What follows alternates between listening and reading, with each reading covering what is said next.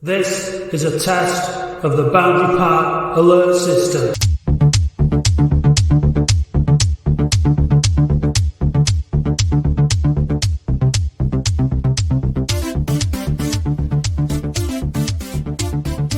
Hello, welcome back, and Happy New Year. So I meant to do that the other way around. I meant to say hello, Happy New Year, and welcome back to the Boundary Park alert system. In 2024, it's the first one of the year. My name is Matt Dean. I'm joined by my friend and co-host, Andy Halliwell. Happy New Year, Andy. Happy New Year, mate. It's been nice to have a winter break, hasn't it? Well, I mean, all the top leagues in Europe do it, don't they? So, and we're top league in this country. So why not? Yeah. No, it has been nice. We've kept the phone-ins kept ticking over, kept us, just a bit of. But I think, you know what? I think everybody needs a bit of a break from it as well. I mean, it's hard work, isn't it? Like, it's hard work commenting on Latics all the time. Sometimes, it's hard being up for it all the time. But I tell you what, I'm hoping that being in the top six is going to make it all a little bit more easy and enjoyable because obviously we'll come on to it in a minute. We've got the fan guest to introduce. But Andy, you and I have been doing this now this is our fourth season. And at no point have we been anywhere near the top six. That's a really good point, isn't it? Really, and so this should be full of this podcast in particular should be full of cheer and optimism and all kinds of wonderful stuff. But before we come on to that, we've got a young guest on. So there's your first clue. So someone who's never seen anything remote, probably never even seen us in the top six, as long as he's been alive. Actually, thinking about it.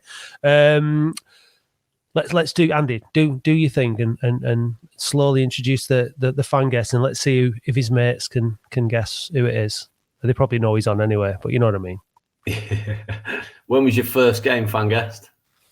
So my first game was Carlisle at home in 2011. It was a 1-0 loss on Tuesday night. A 1-0 loss? Yeah. Nothing's going to get your juices flowing like a 1-0 home defeat to Carlisle on a Tuesday night. Was that one of those games where it was £2 in or something like that? I'm not sure, but I was on the pitch at half time with my local football team, so that was why I was there, and then just got hooked straight off it. So that was that. 2011 was Dickov manager. To be honest, I can't remember, but I think he must have been. I remember James Tarkowski being on the bench. That's just about what I can remember. So, well, you've possibly seen Matt as in the playoffs for a fleeting moment under Lee Johnson. Yeah, possibly just fleeting moment in and out. Yeah. So who has been your sort of favourite player then? I was going to say your first favourite player, but I mean, you probably only had one in that period of time. Yeah, it's a bit of a rogue one. My first ever favourite player was Danny Philliskirk, and I don't think you've ever had that answer before. It was just the first ever player that I kind of grew an attachment to. I remember him coming into my primary school. That's how young I am. And when I met him, it was just like he was scoring a few goals at the time, and that was it. Yeah. Fair enough. He was all right for a few seasons. He was like a top scorer with a handful, from sort of. Yeah, who signed him, Andy?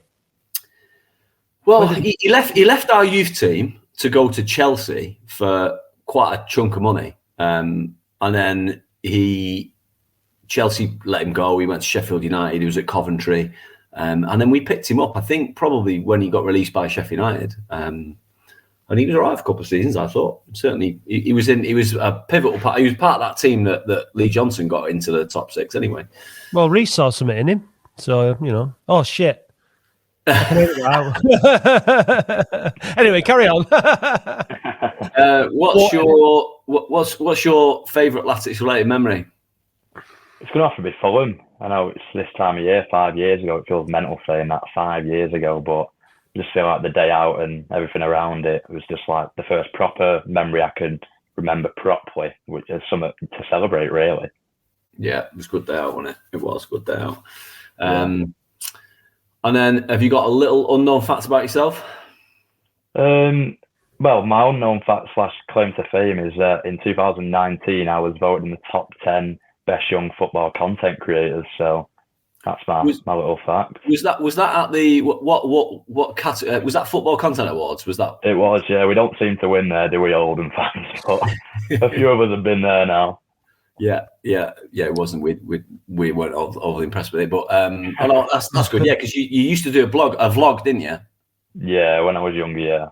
Before he was legally able to drink, that took over. Go on, come on, I've already said your name. Everybody knows who you are. Go on. I'm Reece Parsons. Reece Parsons, yeah. Welcome to the podcast, P. Thanks for having me. Yeah, thanks for having me on. It's been a while. It's been a long time coming. Yeah. So what happened? I mean, you've gone from being, in the higher echelons of national young content creation, and did you just start enjoying going with your mates, and it just kind of like, or did you just get fed up, or what? No, I was about to say you could end that by saying he's gone from top young content creator in the country to being a fully fledged member of the Boo Bus.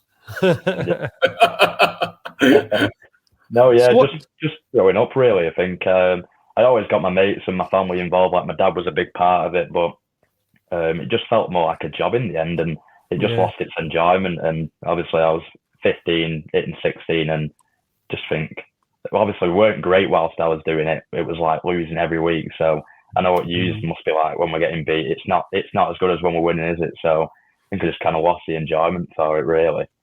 Yeah, and like you say, it's kind of like you're not just there just watching the game, having a laugh. You're constantly distracted by what you've got to do, haven't you? Because I often we posted I posted that chant on TikTok and Instagram and Facebook, the video, and it got so much more traction than most other posts do, because it's like in game, and it's like, so that kind of stuff is really popular. But you want to be in the moment, don't you, during the game? You want to be watching it. You want to be, rather than distracted. So I can totally get why you want to stop. That's what it was, really. And it got to a point where instead of just, when I first started, it was going out and just filming my day. But as the bigger I got to like 5,000 subscribers, you're more focused on what shots you want to get, and sitting somewhere else so you get the right shot, or doing this and that. And it just took away from the actual day of going to the football with my dad at the end. So that was it, really. Yeah.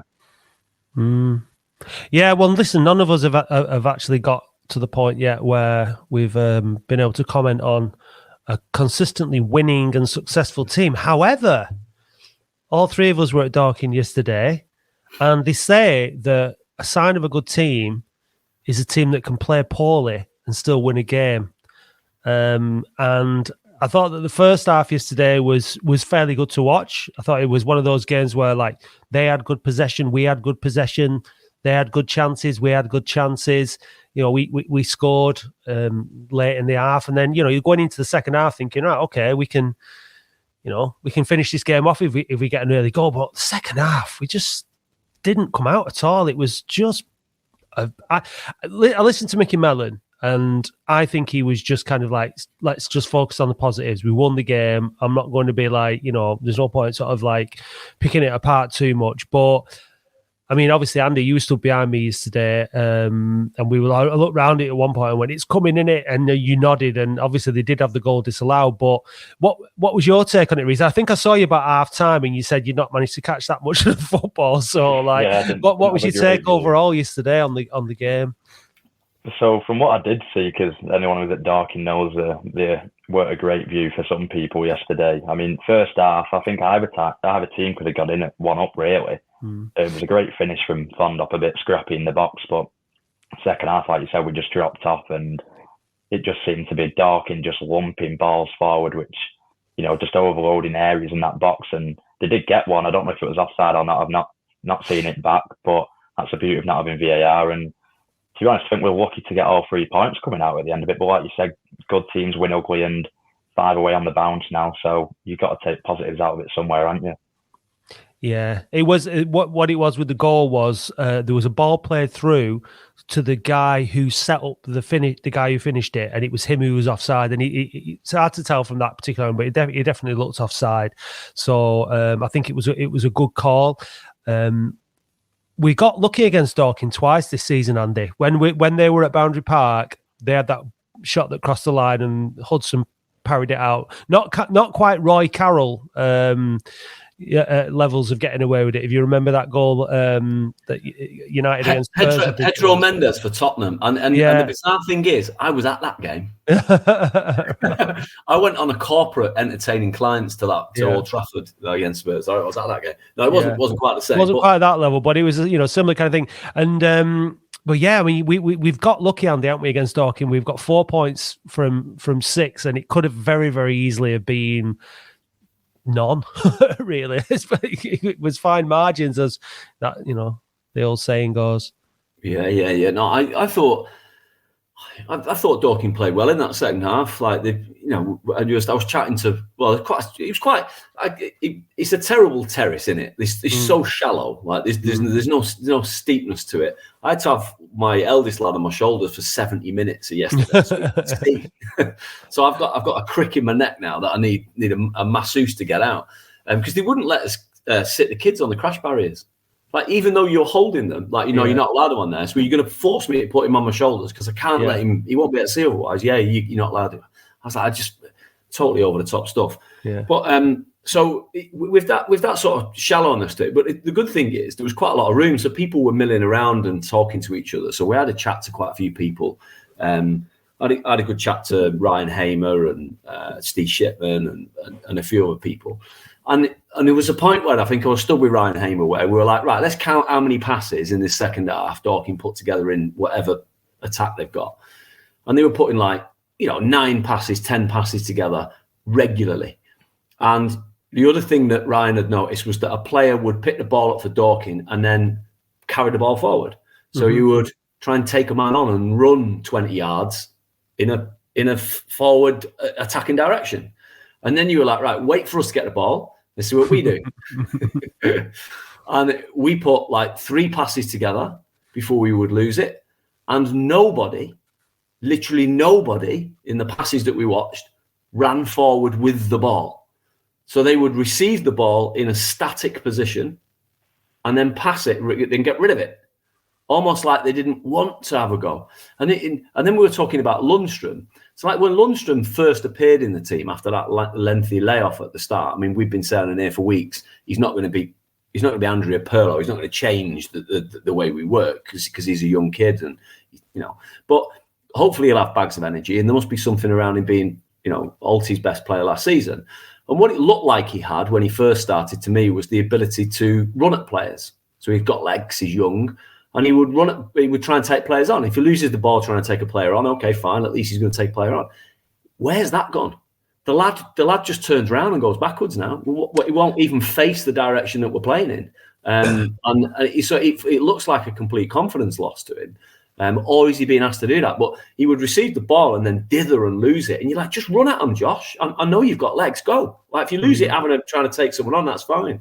So... yeah, that's the constant worry, isn't it? I agree with you.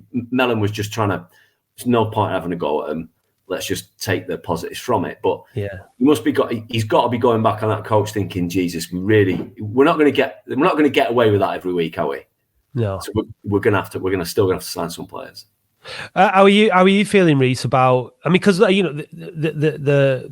temptation we got to talk about what we see, and it's easy. I think it's easy to pull that performance apart, and we probably will a little bit as we're going through. But what's your general mood, Reece? Now, in the Mellon era, how are you feeling about what you're seeing? Or we're up to 6 for the first time in, God knows how long.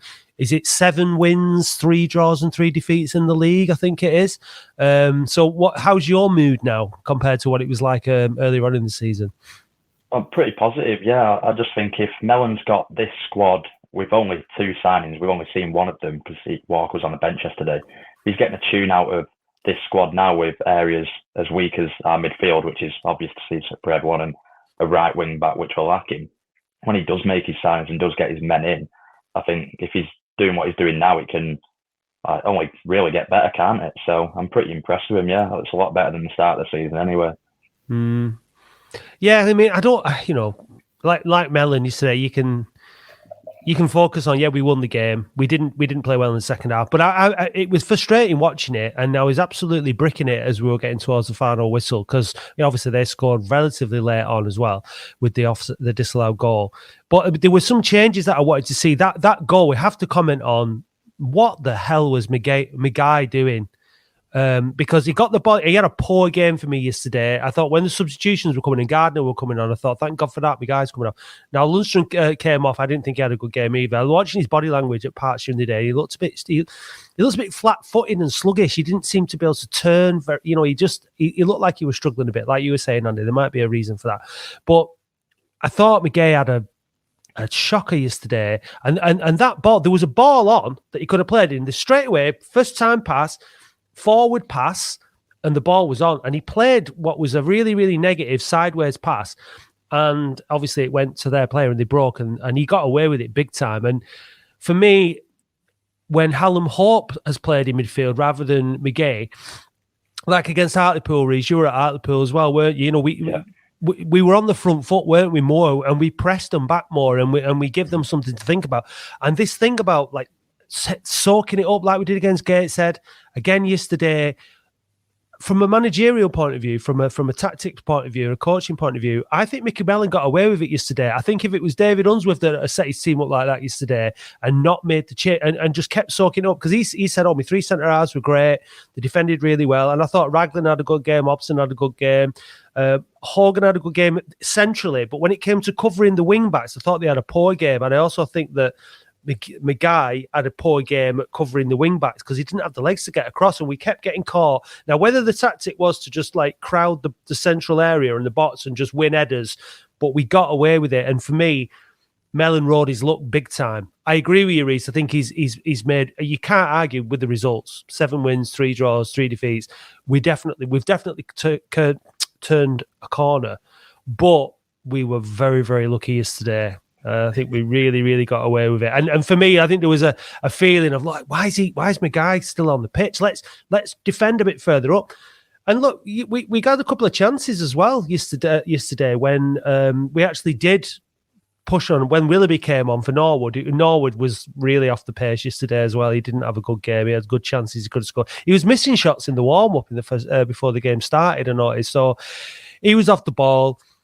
I'm not going to have a downer on anybody, but it was, we got away with it yesterday for sure. But like five league is 17 years. That's the first time. I saw someone post it in 17 years. That's the first time we've had 5 away wins on the bounce, which is good going. Yeah, it's the last time we won 5 away on a bounce was 2007, I think. Was it 2009? 2007. So it's Sheridan's team anyway. Where is last time we did that. But for me, the thing you just described is if we we talk about putting square pegs in round holes. We've got rhomboids in star shapes. We've got the completely. We're debating whether it should be. I saw Andy Roberts, who wrote the blog this week, debating whether Will Sutton should go in centre midfield. I'm like, I know what he was doing, but we're talking about Hallam Hope, Harrison McGarry, Will Sutton playing in midfield. No wonder we're not dominating games. It's not really their fault. They're just not. They're not those sorts of players. And it's all it still may. Don't mention the R word, Andy. Don't mention the R word. What's that word? The R word. Not Reece. You can say Reece. No, I can't say it because I've just told you not to say it. Think back to the summer. Unsworth and Thompson. Don't mention the R word. Oh, you've said it now. Yeah, it's criminal. It's criminal. You said that to me yesterday at half time. Again, you were off on your R word rant. Like, it's oh my God about the. It's criminal, isn't it? It's like we knew like, and we're amateurs. Like we're not the professionals. We knew that we needed. I saw my mate Danny yesterday, who you were chatting to as well. I've not seen for ages. It was great to see him yesterday. Well, Danny and I were just talking about like.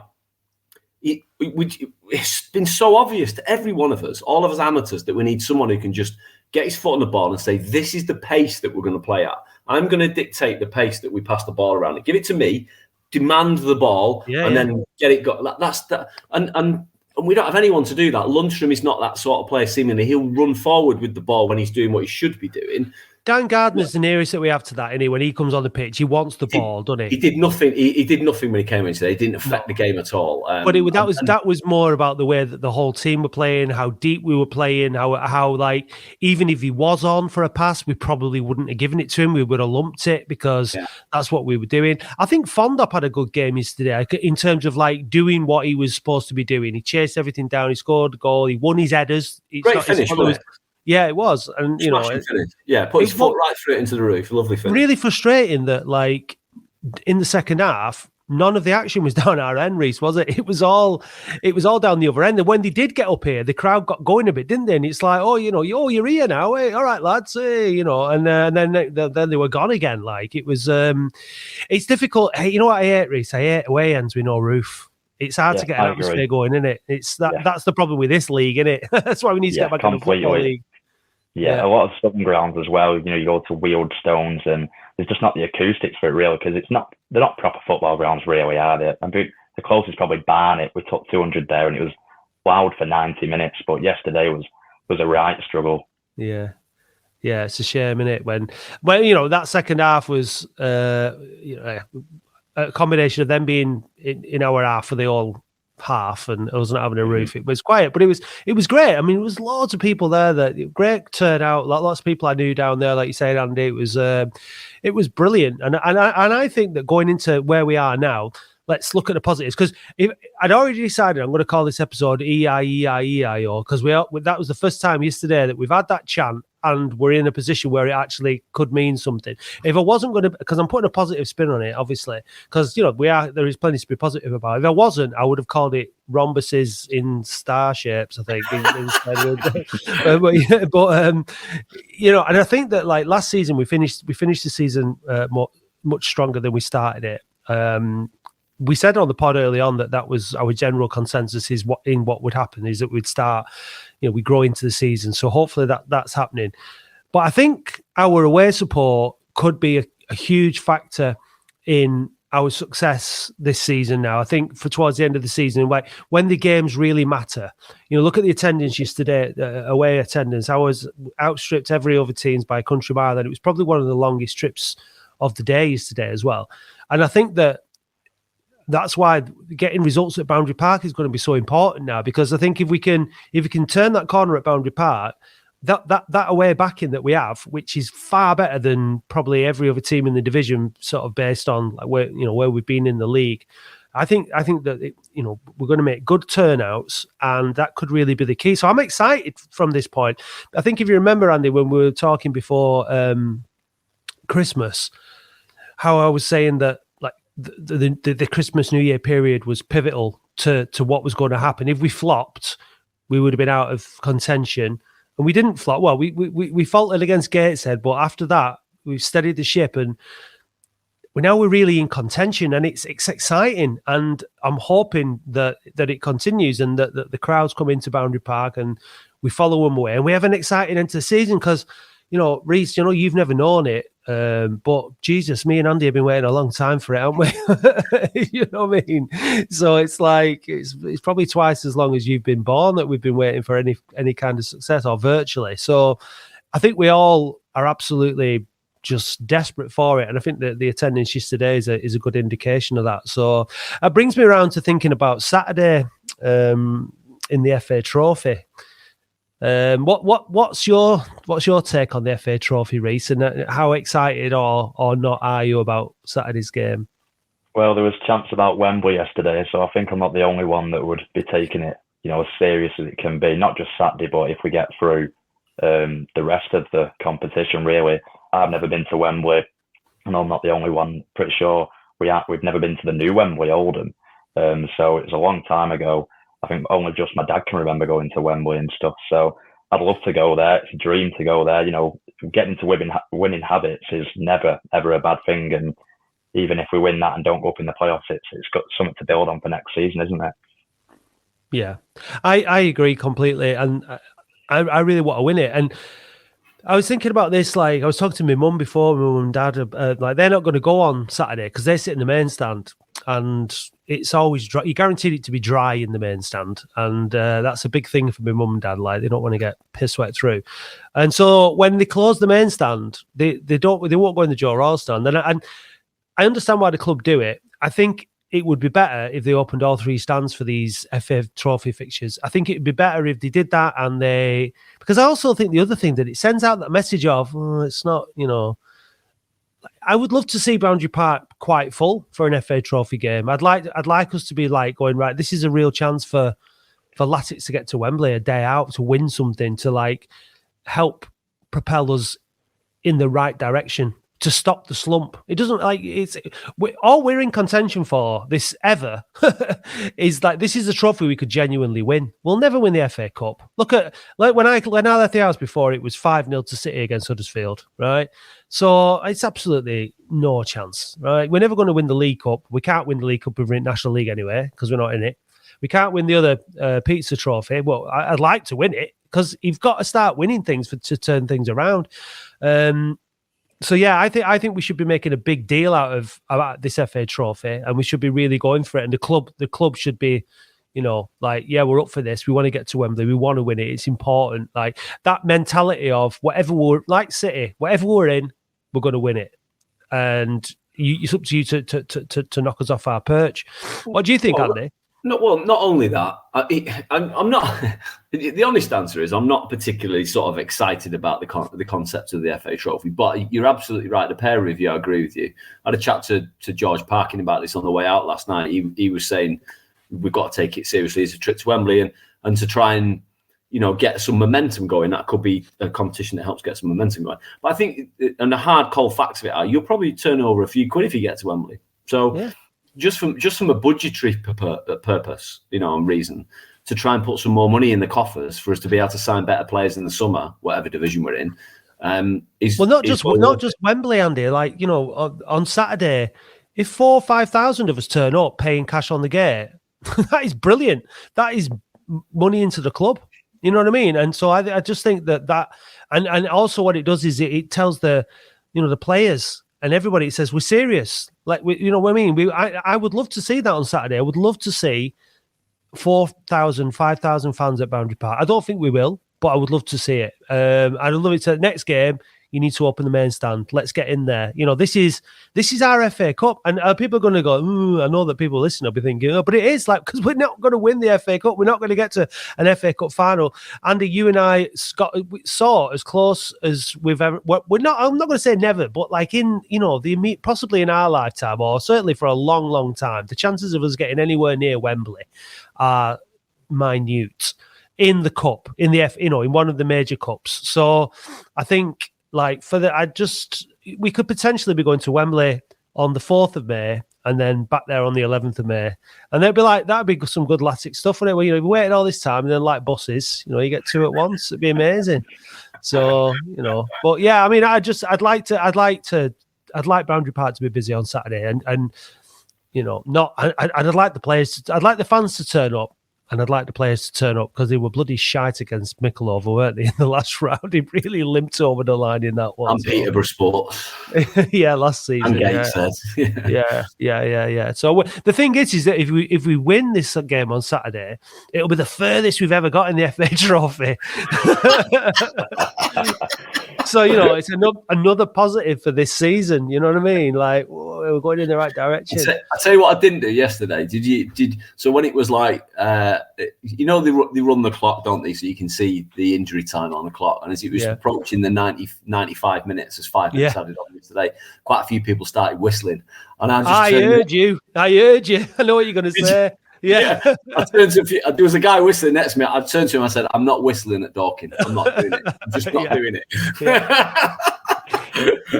Not happening. I know. I think I heard you say then. I think you said, "I'd do it in the FA Cup semi-final." No, I said I have done it. I said I've whistled in an FA Cup semi-final. I'm not whistling at Dorking away. Yeah. I know, but God, we wanted it to end, didn't we? Yesterday, it was nail-biting stuff, but. I mean, like when Willoughby came on, and there were a couple of chances. We got forward a bit because the game was stretched, but Should we talk about? So we've talked about Ron Boyd's in star shape. So we've talked about players coming on and off and what have you. Should we talk about this week's rumours? Yeah, why not? Yeah. So, members of the Boo Bus, Reece might be able to tell us more. Members of the Boo Bus were absolutely sure that Kyron Gordon was signing for Latics this week, and the Boo Bus were eulogising over the fact that he was going to be a great signing, even though he's only played like 40 minutes for Fylde and 60 minutes in his entire career, or something equally. And then he went and signed for Dale. So I can't imagine that we were in for him whatsoever on the basis that he signed for Dale, because let's be honest, if we were in for him and Dale were in for him and that was his choice, you wouldn't choose Dale, would you? Let's be brutally honest. So we weren't in for him, were we? So some of the rumours, it may be that the leaks are drying up. Who knows? But the other link has been Danny Lloyd. People were sure Danny Lloyd was signing after he didn't extend his contract at Livingston. Nothing's materialised there. Possibly a debate over what he wants to get paid might be an issue, even if we are talking to him. Who knows? I guess we'll find out. Maybe one or two might leave, possibly over the course of the next week or two. Such as players. What are the rumours? Maybe one or two members of the first team squad that were involved yesterday might leave, possibly. Who else have we been linked with? I'm sure there's one. This is very vague, Andy. Vague. I know. I'm trying to. I'm trying to mop up with the broad chat that's been going on. What have you heard, Reece? What was the chat on the Boo Bus? Give us some completely unfounded nonsense so people can chat about it during the week. Well, the rumours have been flying on the hashtag all week, haven't they? And some of them have been unbelievable. I did hear that Gordon one, to be fair, but I do agree with you, Andy. If there is a chance to go to Rochdale or Oldham, it's not like he's got a side with either club. You know who you're going to. It's not being big-headed. It's better facilities, better, everything. Yeah. I did hear Sinclair as well, but he scored yesterday and shushed. So, don't know if that was to silence the rumours or whatever, but Dale fans seem to be in uproar about that one. Yeah. I did hear that Nuttall refused a loan out to Fylde, but once again, whether or not that's true or not, but they were the rumours that I've heard this week. Yeah. I find the Sinclair one highly unlikely. I think he's probably got. Has he got another year on his contract? So has his contract run 6 months until it's up? Yeah, 6 months. 6 months until it's up. Yeah. So you'd imagine he'll probably just see that contract out. There seems little point in unless Dale got silly money offer for that on that 6 months, which we're not going to make a silly money offer. You're just going to wait for that to run out. I would have thought. Whether he'll come to us at that point or not, I don't know. I haven't seen an enormous amount of him. He did really well at Alty last year on loan, didn't he? When Dale didn't want him when they were in League Two. So he's done okay this season. But I don't know. I don't know. They're talking him up like he's amazing. I'm not sure he's that good. But I think the point that you've been making for a while, Andy, about who not buying or bringing in players for the sake of it, this time of the season with next season in mind, if we can't get the kind of players who are guaranteed starters next season and guaranteed to improve the side, there's probably no point in bringing anybody in, and it's worth waiting. And I think that's where obviously the loan market potentially plays its key role. If you talk about that recruitment, Josh Stones, I mean, none of us heard Islam was like Matty Palmer or Curtis Main, wasn't it? When we're signing those players, you're like, why are we signing them? And they come in and they make an actual difference. You're like, well, someone's done the research there. Yeah, right? Of course. Clearly. So Josh Stones, you've got to, doff your hat to Brabin and Mellon, because they knew what they were bringing in, and he made a discernible difference. But what that leads me to look at is, he was at Guiseley 2 seasons ago, and the Wigan scouting to pick him out, that's what we should be doing. We should be trying to find the next Josh Stones at Guiseley now. That's what we should be looking, is trying to pick off players that are going to mature into something that are going to make a real discernible difference. And you know what, that we've got to give that a bit of time, because let's not forget that 18 months ago, we didn't even have any kind of scouting or recruitment system. So, it will take a little bit of time until we've got that proper network out there doing all that work, a trusted, and having a like you said, a head of recruitment, a head coach, a manager in situ to make it all happen, to pull all the strings and make it work. So that's obviously going to ultimately be the aim, I think. And, we are an attractive proposition locally, like having that conversation about Rochdale and comparing us to them. We do have a lot more clout. You look at obviously Bury now, they're below us in the pecking order, if you like. Rochdale below us in the pecking order. I guess obviously Stockport would be a much more attractive proposition. Bolton would, Wigan would, but we're rising back up to where we should be in the local pecking order. And that's just money rising up to where we should be. Did you see Sky Sports did an article this week where we chatted about it before the game yesterday? Where they looked at every single club in the top 5 divisions. So thankfully done the top 5, so we could be included in this, or not, depending on how you look at it. Top 5 divisions, looked at their post-war record and seen how they fared over that period, and then compared it to the present league ladder, if you like, to see who is over and underperforming the most. I think that's why they included the 5 divisions, Andy, because of how far some of the mighty have fallen. I think. Probably. Well, actually, given the answer, they probably included top 6 divisions because they had Scunthorpe in there as well, so they must have done. But right, so top of the pile, and I mean like miles in front. Second and third were like Southend and Scunthorpe, but we were way in front of them. We were top of the pile, something like 50 plus places below our post-year average is where we currently reside. Our post-war average. Yeah, sorry, post-war average. Yeah, post-year average. Yeah, but post-war average. Sorry. So we're one of the things that hopefully we can, when we do win the FA Trophy this year, we can put it next to the trophy or the wooden spoon which is carved. Biggest underachievers in the post-war era. Yeah. Basically, officially. Yeah. 54. Yeah, 54 behind our post-war and 41 was Southend and Scunthorpe. Miles in front of them. Wow. Nowhere near as good as us. And if you mix those up, that's SOS, so which is obviously a call for help. So those 3 clubs are indeed calling for help. Reece, I think when that 1-0 Tuesday night defeat against Carlisle, I bet you never thought it was going to be this way, did you? Huh?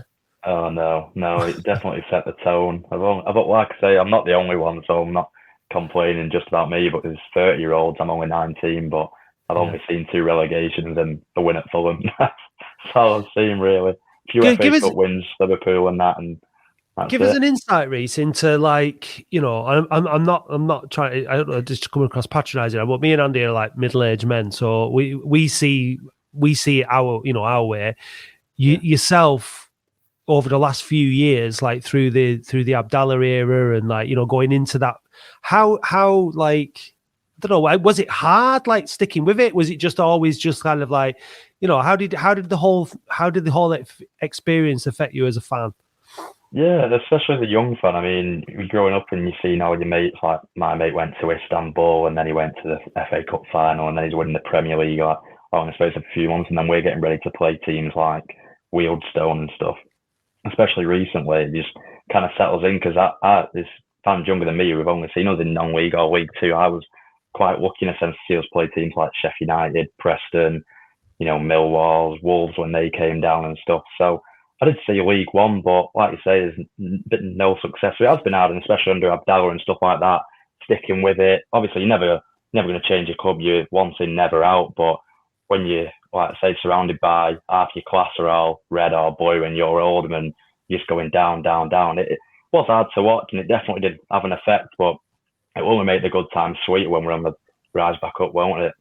Does it also harden your character? So when people are possibly making fun at school of the fact that you just become a bit hardened to it and think, fuck them, basically. Yeah, I think you've heard it for years now, haven't you? Oh, like ever since someone finds out you're an Oldham fan, it's you're in League One, and then you're in League Two, and now it's National League. So you're always used to it. So like I say, that's why it's gonna be better when we do win something, even if it is the FA Trophy. You're never going to hear the end of it off me, because just something to get back at them for. I've already got my 6-year-old lad who's getting into it now. Like, I was on my shoulders yesterday for like 70 minutes, like genuinely watching the game, which was good. I've already got him trained at 6.5 to tell his mates at school how many games he's been to live. So I'm like, right, that's now your 19th game live. when you get to school and they say whatever they say I've been to 19 games, and ask them how many games have you been to, knowing full well he's been to none. Yeah, brilliant. That's how it is. Yeah, that's how it is. I think the thing you mentioned there about you're not going to change your club, and you're not, but so many fans, and I think as well when you're younger as well, because like I used to go a lot when I was a kid. And then when I got to get your age, and I started going clubbing on a Friday night and stuff like that, and it makes it harder to, you're in Manchester and you end up some party somewhere, and then you've got to get yourself up to Boundary Park on a Saturday afternoon, and it's the last thing on earth you want. And circumstances change, this, that, and the other. It's easier to find not excuses, but other things to do, better things to do than go and freeze your nuts off, watch a terrible game of football at Boundary Park, when you know pretty much that, especially over the last however many years, it's a hard thing to stick with, because it's not always like that enjoyable, is it? It can be a bit crap. Cold, wet, and so that's why I was interested to find out your perspective, because like you've stuck with it, you've gone with through all that. Is it just that kind of? Is it literally just that they'll keep the faith in that? Is it just the eye on the future, that one day it's going to be worth it? Like Andy's always saying, when we're playing Notts Forest in the Championship, in 10 years' time, is that what's kept you going? Yeah, I think it is really, and I think I've learned pretty early on, just if you go for the day out, then most of the time the football can't kill it for you. But I mean, from 2 o'clock to 5 o'clock, it can be the worst part of the day most of the week. But like I say, I've still had some great memories watching us, and we've not even won anything yet. I know I get a bit of flack for it sometimes, but I've seen us in Africa, seen us winning Africa in pre-season. We've had the few days out in the FA Cup. So like Andy says, like when we get back up there and we're doing well, even if it's just in League One, I think I'll treasure it more, because I used to complain about just finishing above the drop zone in League One, and I'd snap an arm off to be back there now. It is all about the experience, and it is about going with your family or with your friends, and that's what makes it special. It's not results, and well, it is results as well. It's ultimately results. It'd be nice every now and then. Yeah, but it's not the be all and end all. The results. No, it isn't the be all. But this is the conversation I was having with Steve Shipman yesterday. Like we were talking about, he was talking about his Stockport mates who they've been through the mill, obviously, but even during their time through the mill, they've seen promotions and relegations. Yeah. So they've got to at some stage maybe progressed in some trophy or whatever. We've had literally nothing. And like Blackpool, Blackpool have had, in the time that we've spent 20 odd years in League One and gone down to the National League, Blackpool have had 8 promotions, 8 relegations, 5 playoff finals, 3 cup finals. Like, it was just, you're like looking at it going, crying out loud. Yeah. Like, it'd be nice to have something, wouldn't it? Just to hang. But you think, this is the point about momentum, innit? If you think about, you asked Reece before, and he answered, articulately about how well Mellon is doing. So Mellon is now, I don't know what his points per game after yesterday was, but it's well over 1.8, pushing 1.9 points per game over the course of the season. That'd be comfortably in the playoffs. His form under the time that he's been here is he's third, Mellon. We've gained the most points. So after, if you ranked every team in the National League in the calendar year 2023, would be 4th. Obviously, because Unsworth back end of the season was okay in points at least. Momentum's there, isn't it? It's building. You can feel it coming. I can feel it coming. Like I know with 1 or 2 signings, we start to get on top of teams. Instead of it being the Alamo and relying on a defensive shape to get us out of a tricky situation yesterday, if we can possibly get a run in the FA Trophy, if we get into the playoffs and see how we fare, if we can possibly get that home tie in the quarter final, get 4th or 5th, it means we're not away first up. Who knows? Once you get going, if we can get into League Two, my expectation always is that, and if you look at any team that goes up from the National League, they tend to do okay in League Two for a year or two before the likes of Sutton and whatever, Forest Green have been in there a few years, been up and down actually. They tend to get going. That momentum could build quite quickly, and we could have like 3, 4, 5 years of relative success. How good would that be? Well, it's completely amazing, wouldn't it? Just to get behind that, yeah, absolutely. I mean, we've been so starved of it. Like Steve Shipman was saying yesterday, we've been so starved of that whenever we win a couple of games, this is where we don't know what to do. We get completely starstruck. We're like, oh, we've won a few games, we're in the playoffs. Oh, we're going to go up. And then you lose one and everyone goes, oh, we're rubbish. Like we're so up and down because of like how we've been almost mentally affected by the last 30 years. Yeah, it's been shocking. And you get, I think as well, when you come to the psychology, someone like you, Reece, younger, all you hear from everyone around you is, it's negative, in it. It's like, typical Latics, you win a call, don't worry, we'll fuck this up now. We've, there's been that sort of psychology. So that's the massive thing that needs breaking, that flip. And that's why I think getting to the FA Trophy final and winning it would be brilliant, because I think even if we don't go up this season through the playoffs, if we at least could say, well, we won something this season and we got to Wembley and it was brilliant, and it's going to completely change the optimism around the club and the feeling, and we'll have something positive to talk about next season, rather than it just be it's just, it is starting to get a little bit exciting. I mean, when you look up at League Two, because the thing is about falling down is every time you look up, the next thing. So when we were in League One, you look down to League Two and you think, oh God, I don't want to go down there. That looks grim. And then you go down to League Two and then you're like, you get used to it. And then you look down to National League, oh God, I don't want to go down there. It looks grim. And then you go down. So then you're in National League and you look up at League Two, and then League Two don't look as bad. So it's like you look up at League Two now, you think, oh yeah, well, we'll go to places like Bradford and Swindon and Tranmere and Doncaster and Grimsby. They're all right. They're good days out there. And then depending on who goes up, we could go to Notts County and Wrexham and Mansfield, and you start thinking, oh, you know what I mean? League Two all of a sudden seems like a decent season to be in. And then you start looking at League One and the teams that are up there, and you think, bloody hell, that looks fantastic. And not to mention the Championship. So it really does kind of like set a different sort of set of expectations and a different mindset.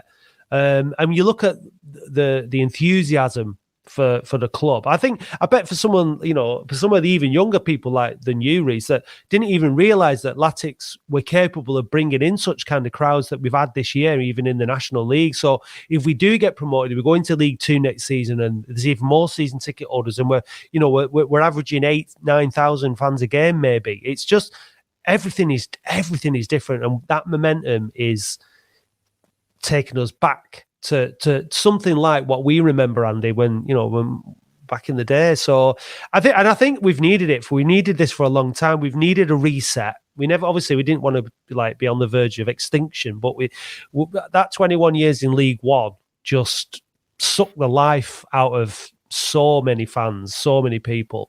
So many people found something else to do on a Saturday afternoon ultimately, and they've been re-engaged since everything that's gone on. So yeah, it's really good. Have you, Reece, before we give you a grilling on Latics Mine, have you got you're on the pod, you've got the Latics audience, is there anything you want to say? Not really. I know I'm very vocal about it on Twitter. I just wish that sometimes our away followings were a lot better. But then, the team I've got to perform, they are doing away from home now, but it would be nice just to see us travel. I know circumstances are different for everyone and stuff like that, but it does half get boring sometimes when you go into Wealdstone and there's 200 there and there's not much noise. You just want something to shout about. But like you've been saying, just a bit of success, even 5 on the bounce, it's a springboard just to do better, isn't it? And once momentum catches, like 800 yesterday is absolutely brilliant. I think, like you mentioned before on the pod, it was the second furthest away day. I think Halifax went to Southend and took 69. I know they're a small club, but 800 just after Christmas to Dorking, absolutely unbelievable. So if them numbers carry on, we keep winning. and just seeing big crowds away from home, I think would be excellent. Had it not been Dorking, I imagine we might have taken half that number. I think because of what I mean. I don't know if you ever buy a program or you saw the program. Dorking had plastered Frank all over the front of the program yesterday. Dedicated the game to Alzheimer's Society, research. There is. So I've seen some people going, "Oh, I hate this loving with Dorking." I think it's brilliant. It's amazing. I think we've got a great relationship with them. Mark White is a genuinely lovely fella, having met him and talked to him. And just the relationship. I think a lot of Latics fans genuinely turned up yesterday in order to financially support Dorking too, like a bit of a thank you, and it's a great relationship. So possibly we wouldn't take 800 is a massive number, isn't it? 750, 800, that far. Well, I mean, people still had to make the effort and go, though, didn't they? Like you said, just after Christmas. I said when we were stood there, we took our places on the front row, that behind the goal. I was like, oh, I bloody love the third round of the FA Cup. It felt like, we've travelled to Dorking, we're the league club and we've got lowly Dorking, and it was on the FA Cup third round weekend, and that's kind of how it should have been, but it was in the league, and I said to the Dorking fans and people who were talking to you today, I said, look, I hope we don't have to play very often. Let's do this once. Do you know what I mean? Yeah. I don't want this loving to continue season after season. I'd like Dorking to be one of the non-league team that I look out for on a weekend and all that kind of stuff, because I don't want to play them next season unless it's in the FA Cup. I really don't. I want us to go up, and I want them to stay up, and I want them, because I'm romantic when it comes to football. I love the underdog story. I love what they've achieved is fantastic. Not only is Mark a really nice guy, everybody I met down there yesterday was lovely. It's just a nice atmosphere to go and watch football in. It's friendly, and then. You look at the Wrexham, when Wrexham came up to Boundary Park, and when you go down to Wrexham, and they're horrible, aren't they? Wrexham, not all Wrexham fans are like that, but and I like a bit of needle as well. So don't get me wrong, but I don't want every game to be, like that. But there's a lot to be said for that kind of warmth and friendliness at football, because when it goes too far the other way, it's also, or dickheads or wankers, Andy, when it goes too far the other way. You know what I mean? So it's finding a nice balance. And it's kind of like bringing out what's all the best things about being in the National League, I think, with Dorking, and it makes it a nice experience. It makes it something that you look back on with fondness, as opposed to, like you say, Reece, being at Wheelstone with 200 fans. They're the getting beat 3-0 at Woking or getting hammered at Bromley. Those are things that we'll look back on and go, God above, that was grim. But you want to have the nice memories as well. You want to say that was genuinely a really memorable experience. Just as an aside, let's say we did make the playoffs, because there's no guarantee. I don't think there's any guarantee without us genuinely signing some players that can make us retain the football a bit longer than we do. But it gives me nightmares, the thought of getting into the playoffs and having to play Bromley away. I know. Don't fancy that. No. 6-0 on aggregate at their place, isn't it? So no. Well, don't want that. Should we do what I've been listening to the Stockport lads podcast the last couple of weeks, because I was up and on just to see what they've been up to, and they do this bit where they say, should we do a bit of admin? And I'm going to copy it. So we do a bit of that. If we have to, yes. I mean, it sounds boring, but yeah, okay. Yeah, done it. Yeah. Admin, that's not my favourite thing, but go on. No, two bits of admin for you that I spotted this week. Yeah. Mick Rathbone's leaving the club. Yeah. Yeah. That's sad, isn't it, I guess?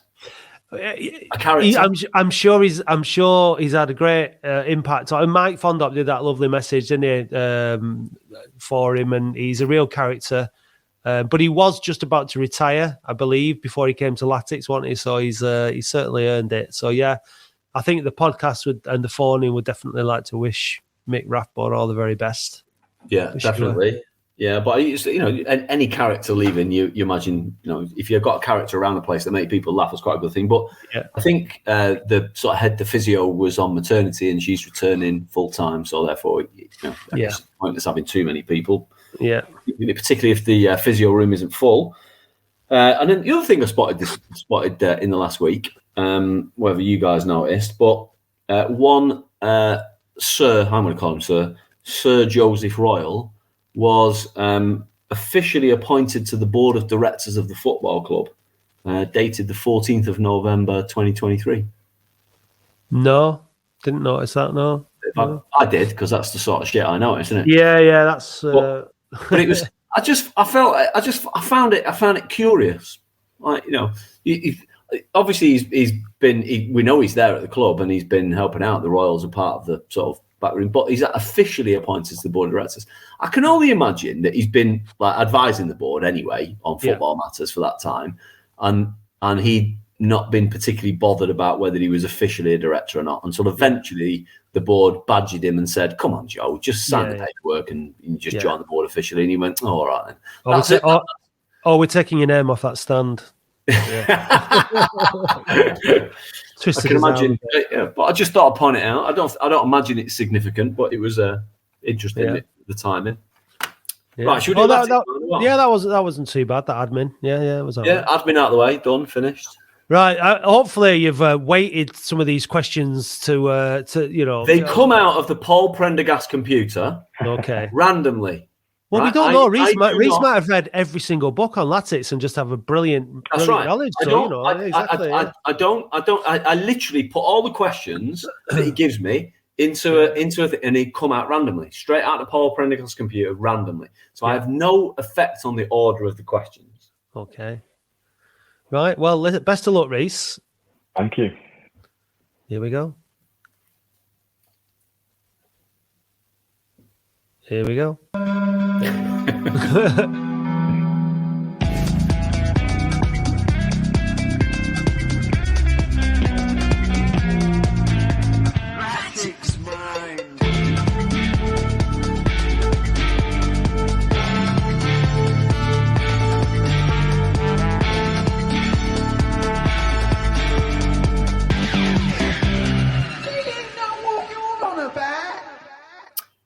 Who was in goal for Latics' famous win at Fulham? Daniel Iverson. Correct. After Latics, where did Andy Barlow and Rick Holden resume their left-sided partnership? Bradford City. Blackpool. Who knocked Latics out of the League Cup in 1991? Nottingham Forest. Manchester United. Who was Latics' biggest win against in 2019-20? Grimsby. Wrong. It was 5-0 against Newport. Since getting to the FA Cup semi-final in 1994, what's the furthest Latics have got in the FA Cup? 5th round. Correct. Who beat Latics 4-1 and 5-0 within the space of 11 Premier League games in 1993? Manchester United. Tottenham Hotspur. Who was Latics' first choice goalkeeper at the start of 2005-2006? Pass. During November 2004 and December 2004, so 1 month, how many goals did Chris Killen score in 6 games? 5. 10. What was unique about the consecutive away games versus Preston and Carlisle in 2011-2012? Pass. Who knocked Latics out of the Football League Cup, the EFL Cup, in both 2007 and 2008? Brentford. Burnley. Who did Latics sign from Norwich City? I've started, so I'll finish. Who did Latics sign from Norwich City initially on loan in March 2013? I'll take a guess. No, nothing's going to mind. I'll have to pass. Okay. So you got 2 correct answers there, which is definitely nothing to be ashamed of. You had 1, 2, 3 passes, I think. So I got 2, but possibly 3, depending on the passes. So let's hear them. Okay. So the passes was, who was Latics' first choice keeper at the start of 2005-2006? Les Pogliacobe. Close. Chris Day. That was the one pass. Second pass was, what was unique about consecutive away games versus Preston and Carlisle in 2011-12? Did we win them? That'd be unique, wouldn't it? They both finished 3-3. Oh, wow. 3-3. Epic. I guess that's unique. Yeah. Who did we sign on loan from Norwich in March 2013? Lee Croft. Corey Smith.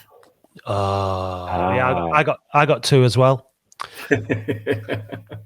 I'll take that. I wanted to beat Bin Man's 3, but I'm guessing I'm the youngest to ever do Latics mind. So I'm pretty annoyed with that Nottingham Forest Man United answer, because my mind just went blank between one of them and I just ended up on Forest, but a few were complete guesses.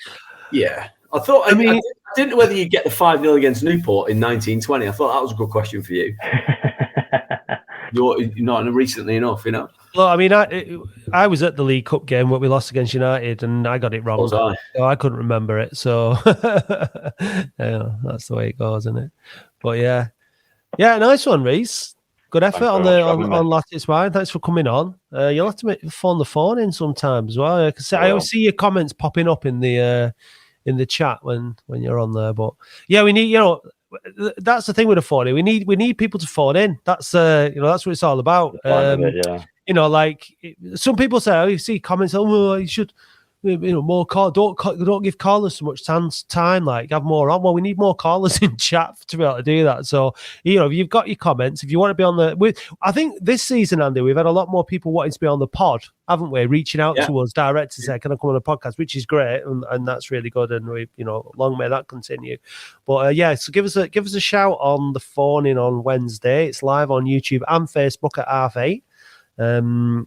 And I don't know if I have any other admin, Andy, that I want to add. Actually, I don't know if you have any other admin. No, I don't think I do. What I will say is I will echo what I said earlier on. Get down to Boundary Park on Saturday for the Hendon game. Let's get the crowd going. Let's get behind the team, and let's get to Wembley. I mean, we could be going to Wembley twice, like we were singing in 1990. When we nearly made it. But let's do it this time. Let's do it for the kids. Let's do it for the likes of Reese. Thanks for joining us. See you next week.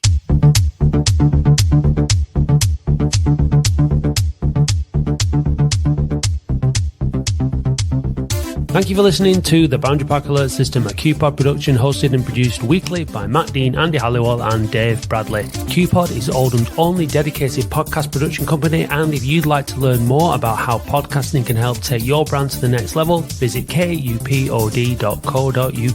A huge thank you goes to all those people who subscribe to the podcast on Spotify. We really appreciate you all. Please visit oafcpodcast.co.uk and click Be a Supporter, or find the link in the show notes if you'd like to help us fund the show. It's only $2.99 per month to subscribe, but if you'd rather make a one-off donation, please visit buymeacoffee.com/OAFC podcast or click the link on our website. Don't miss the Latics football phone-in every Wednesday live from 8:30pm. Please visit youtube.com/@OAFC podcast and do hit subscribe while you are there. You can also follow and interact with us on Facebook, Twitter, Instagram and TikTok @OAFC podcast. Big thanks go to Eileen Finnegan for writing our excellent weekly blog, which we encourage you to read on our website every Saturday morning, and also to Paul Prendergast for providing us with all the Latics Mind questions. The title music for the show is by Manchester DJ and producer Starion, and for more information visit bandcamp.com/Red Laser Records. If you'd like to be a guest or contribute to the show, we would love to hear from you. Until then, see you next time.